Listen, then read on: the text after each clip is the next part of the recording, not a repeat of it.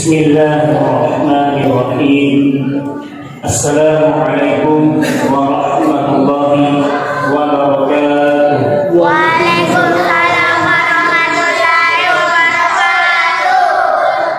Pada kesempatan yang keberapa ini, malam ke-15 ini, di pertengahan bulan Ramadan ini, maka betul-betul kita harus selalu senantiasa memperbanyak memuji, mengagungkan Allah Subhanahu wa Ta'ala atas berbagai macam nikmat yang dilimpahkan kepada kita, fasilitas hidup, usia, kesehatan, dan keluarga, dan lingkungan yang kondusif yang diberikan Allah kepada kita, sehingga semua itu mendukung jiwa kita untuk senantiasa bertahan sampai di pertengahan bulan Ramadan ini. Itulah dorongan iman yang Allah karuniakan kepada kita. Begitu pula jemaah yang telah kita udah senantiasa pula untuk memperbanyak membaca salawat kepada Rasulullah Sallallahu Alaihi Wasallam. Karena di antara ciri-ciri orang yang saling mencintai, kalau seseorang mencintai seseorang, maka dia akan berusaha membelanya, menyebut namanya, bahkan dia selalu menyebut namanya di dalam doanya. Dan di antara doa kita kepada Rasulullah adalah memperbanyak baca salawat kepada beliau, Imam Sallallahu Alaihi Wasallam, atau Allahumma sholli ala Muhammad wa ala ali Muhammad. Dan jemaah yang senantiasa dimuliakan oleh Allah Subhanahu wa Ta'ala, mudah-mudahan materi ceramah malam ini tidak berulang dengan para asatidz sebelumnya. Insyaallah berdasarkan ayat Allah Subhanahu wa Ta'ala, jemaah, kalau kita berbicara tentang ayat, kita berbicara tentang Al-Quran. Kalau kita berbicara tentang Al-Quran, berarti kita berbicara tentang pedoman, tuntunan, petunjuk, tata cara bagaimana mengarungi, bagaimana melihat, bagaimana berkata, bagaimana mendengar, bagaimana berbicara, bagaimana menyentuh sesuatu, dan bagaimana melangkahkan kaki ini sesuai maunya, tuntunannya Allah Subhanahu wa Ta'ala. Bahkan jemaah, Al-Quran menjadi pedoman bagi kita untuk memilih pendapat-pendapat atau keyakinan-keyakinan, mana keyakinan yang benar dan mana keyakinan yang palsu. Itulah salah satu nama Al-Quran adalah Al-Furqan, pembeda mana kepercayaan yang rusak dan mana kepercayaan yang benar yang bisa diterima. Maka prinsip kita seorang mukmin adalah menjadikan Al-Quran itu sebagai tolak ukur, sebagai acuan mana keyakinan, mana ilmu yang mesti diterima, mana ilmu yang mesti ditolak. Oleh karena itu berdasarkan Al-Quranul Karim, jemaah, kalau di dalam Al-Quran ada surah An-Nas yang berbicara tentang bagaimana hakikat manusia itu, maka Al-Quran juga berbicara tentang Al-Jin. Dan An-Nas Al-Jin ini pada dasarnya jemaah ini yang mesti dua istilah yang harus dipahami. Tetapi saya fokus pada persoalan Al-Jin. Karena Allah Subhanahu wa Ta'ala berfirman dalam surah Az-Zariyat juga, jemaah, wa ma khalaqatul jinna, di sini disebut al-jin, wa ma khalaqatul jinna wal insa illa liya'budun. Tidaklah, kata Allah, tidaklah diciptakan jin dan manusia kecuali sama-sama untuk mengabdikan diri, mengabdikan hidup mereka, mengabdikan diri kepada kata Allah Subhanahu wa Ta'ala. Sekarang pertanyaannya, jemaah, apa itu jin? Jin itu, jemaah, adalah salah satu makhluk Allah juga, salah satu bagian dari makhluk Allah yang diciptakan oleh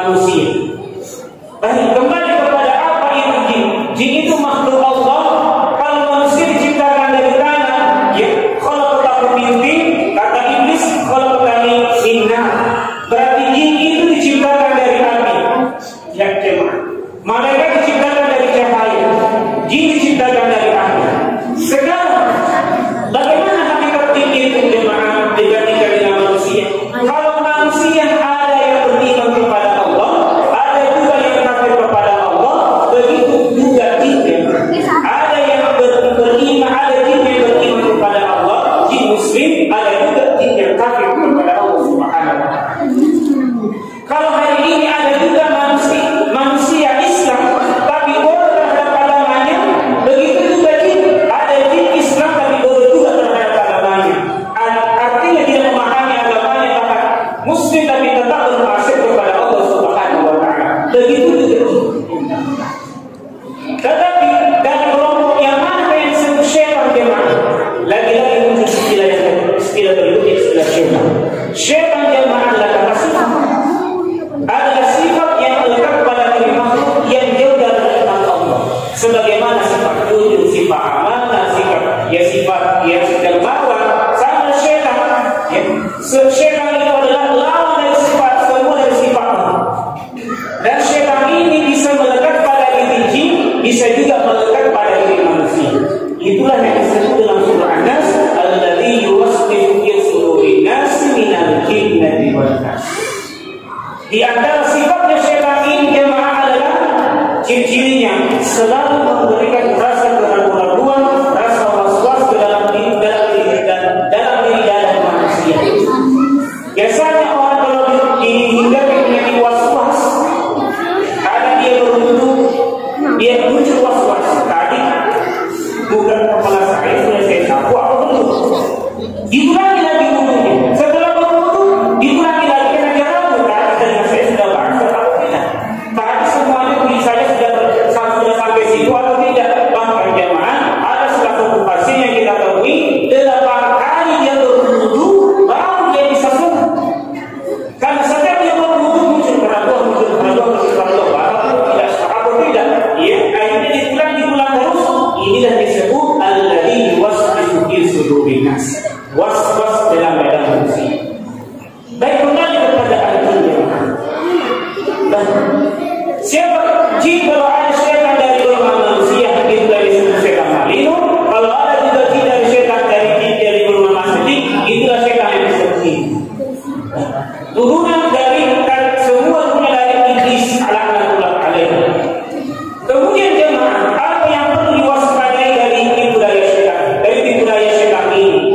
Karena Allah Subhanahu wa taala, ya ayyuhalladzina amanu udkhulu fis silmi kafah wa la tattabi'u khutuwatis syaitan innahu lakum aduwwun mubin. Wahai orang-orang beriman, ya, innahu jangan kalian la tattabi'u khutuwatis syaitan. Jangan kalian ikuti langkah-langkah tipu daya syaitan. Kenapa? Karena syaitan itu adalah musuh yang nyata. Karena dia musuhmu, maka jadikan dia sebagai musuh. Baik jemaah, sekarang apa saja tipu daya atau langkah-langkah atau sistematis dalam menjerumuskan manusia ini ke dalam yang menyesatkan manusia ke dalam Allah Ta'ala, utamanya di masyarakat kita yang awam.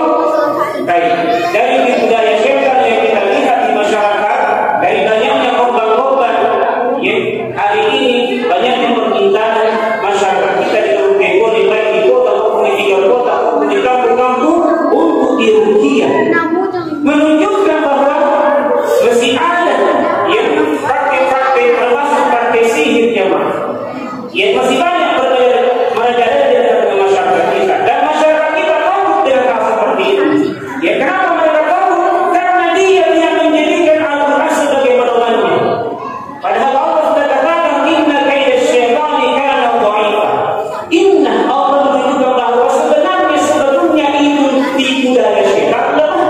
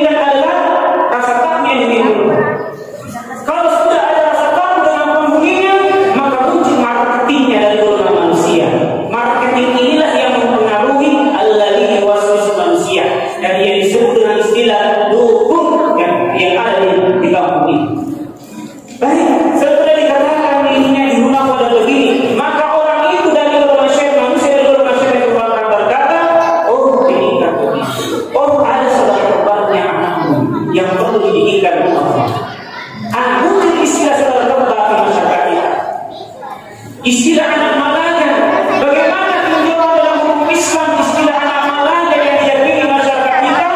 Jamaah, itu semua adalah bagian dari budaya kita. Itu saya. Karena setelah memasuki pintu pertama ada rasa takut, pintu kedua adalah ia membuat sakit anaknya.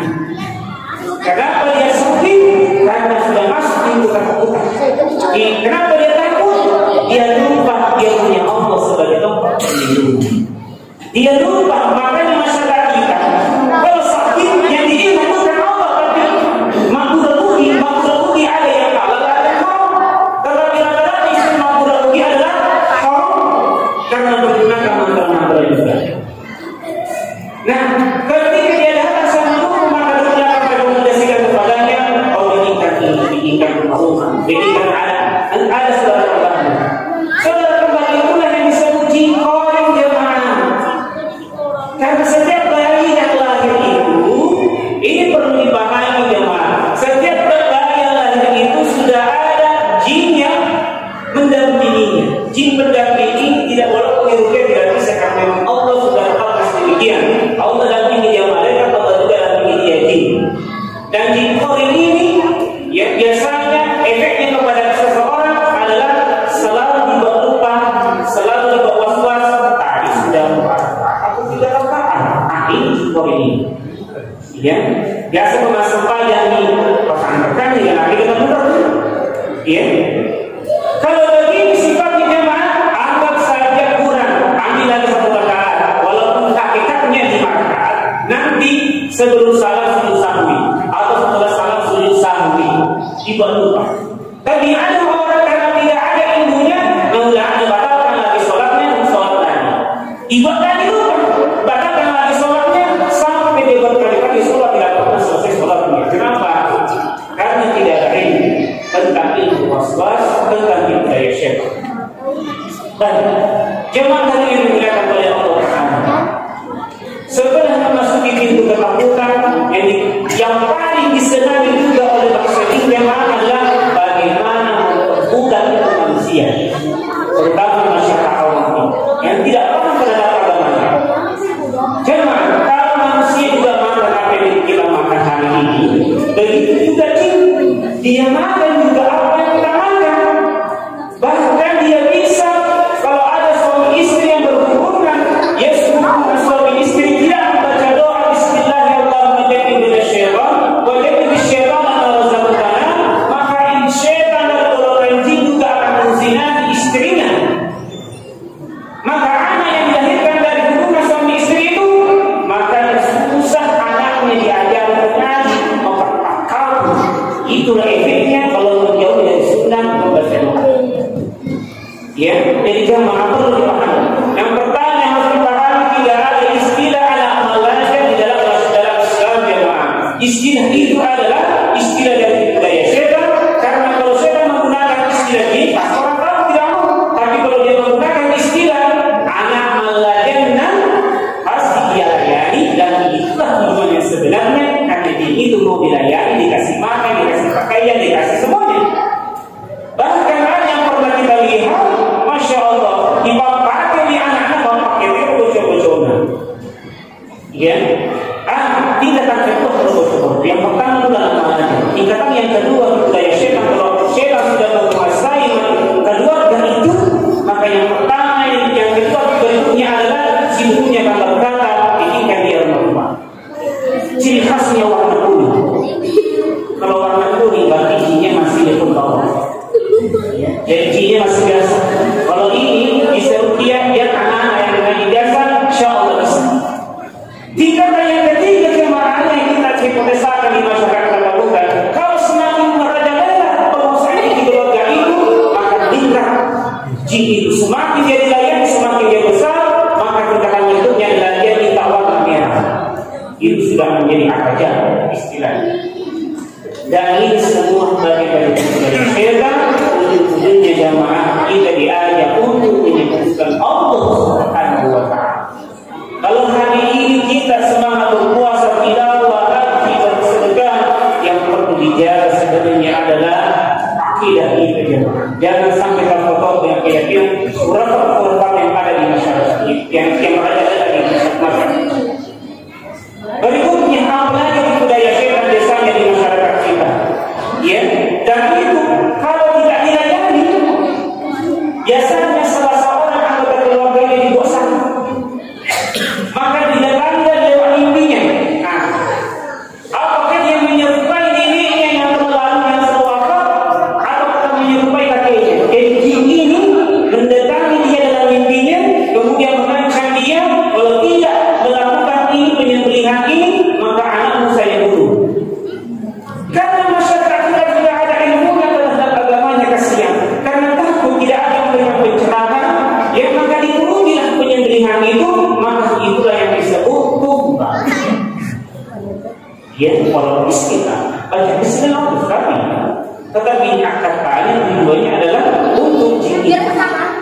Ya, dan inilah sebagian dari budaya syaitan yang harus kita mungkin jadikan dia sebagai musuh, maka lawanlah jemaah. Jangan mau tinggal minta bagaimana caranya melawan musuh padahal mereka tidak terlihat. Jemaah, kita punya Allah dan Allah mengajarkan kita satu doa yang bisa kita baca, a'udzu billahi minasyaitonir rajim. Aku berlindung dari budaya syaitan, dari gangguan syaitan yang terlaknat. Ini doa bukan cuma ada dibaca ketika mau mengaji, tetapi doa ini dibaca ketika ada perasaan takut, ya, perasaan ketika kita masuk di kamar, perasaan ketika ada masuk kita di rumah kita, ada perasaan rasa takut atau dulu kita tidak enak ini istilahnya. Itu bagian dari budaya syaitan. Maka orang mukmin adalah menjadikan doa sebagai senjata. Apa senjatanya? Doa a'udzu billahi minasyaitonir rajim. Baik. Terakhir jemaah, untuk melindungi kita dari upaya dari gangguan syaitan ini, karena biasanya kalau bagi laki-laki ini informasi juga. Kalau laki-laki kalau dia dijatuh dari golongan jin, maka dia dari suami istri, maka biasanya linona ibadatih. Kita ditahu hilang linona, tadi linona, alhamdulillah sudah dibacakan oleh kita dengan niat sebagai pengobatan, alhamdulillah muncul. Begitu juga perempuannya, bagi individunya yang menjadi rawan bagi gangguan jin. Kenapa? Jin itu yang bukan cuma ada yang dari jin asap atau dari jin dikirim oleh orang, sampai pele, hipnotis, semua itu turunan dari ilmu sihir. Maka berhati-hatilah mempelajari doa-doa atau baca-baca jemaah. Karena banyak hari ini lah pengurangan kalau ikuti lo lima orang mampu baca-baca, ternyata itu adalah mantra sihir untuk menyihir istrinya. Ketika dia mensihir istrinya untuk apa? Supaya ditunjuk kepada saya, katanya itulah sihir jemaah. Tapi dari sihir itu maka jinnya menasuk istrimu akan mencintai istrimu. Efeknya kamu tidak ada apa-apanya, karena jin itu akan menyelubungi kamu punya istri, akan mencintai istrimu, dan biasanya orang itu susah punya anak. Kenapa? Karena jadinya selalu diganggu dalam sedih. Setelah kita pergi, dia bercokol di dalam vaginanya. Dan ini yang harus dipahami masyarakat. Banyak juga awalnya sebelum menikah begitu cintanya kepada pacarnya, tapi setelah menikah jelek sekali dia pada suaminya. Kenapa? Karena istrinya dimasuki jin dan jinnya berada di matanya. Atau bahkan biasanya wanita dicintai. Kenapa? Karena ketika dia masuk WC dia jangan baca doa Bismillahirrahmanirrahim, aku bikin dan surat baik. Kalau tidak membaca doa ini jemaah, kalau penting ini, karena ini itu tempatnya di WC, tempatnya di